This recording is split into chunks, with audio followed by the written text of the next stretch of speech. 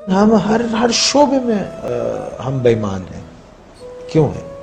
تعلیم کا شعبہ، اس میں سفارش اور سیاست ہے، سیاست کے اندر سیاست ہے، اور رشوت ہم لیتے ہیں، بےایمانی ہم کرتے ہیں، جھوٹ ہم بولتے ہیں، دوسروں کی تکلیف ہم دیتے ہیں، دوسروں کے مالوں پہ قبضہ کر لیتے ہیں، یتیموں کا مال کھا جاتے ہیں، غریبوں کو تکلیف دیتے ہیں، مسکین مسافر محتاجوں کو ان کا حق نہیں دیتے، کسی کی مدد نہیں کرتے، اپنے لیے سب جمع کر کے رکھتے ہیں، اپنے سے آگے نہیں سوچتے.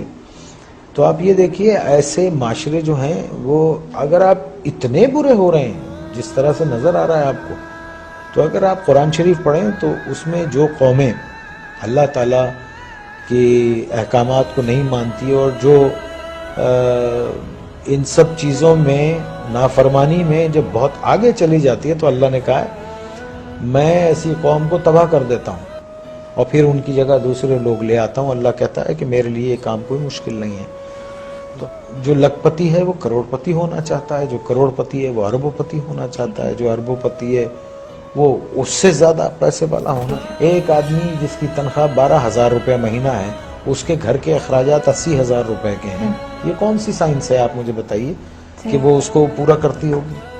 اور یہاں 60% لوگ ایسے ہیں جن کی تنخواہیں اتنی ہیں، لمیٹڈ ہیں، اور ان کے اخراجات جو ہیں.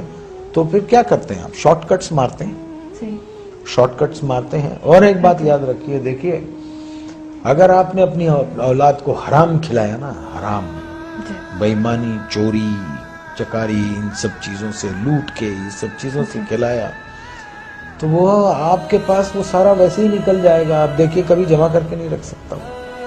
اگر اس کے پاس رہے گا، جمع بھی ہوتا ہے، تو ایک ڈیزاسٹر ہوگا اور سب ختم ہو جائے گا. تو ہم کو ٹھیک ہونا چاہیے. ہم انسان ہیں، جانور نہیں ہیں. ہم کو صحیح ہونا چاہیے.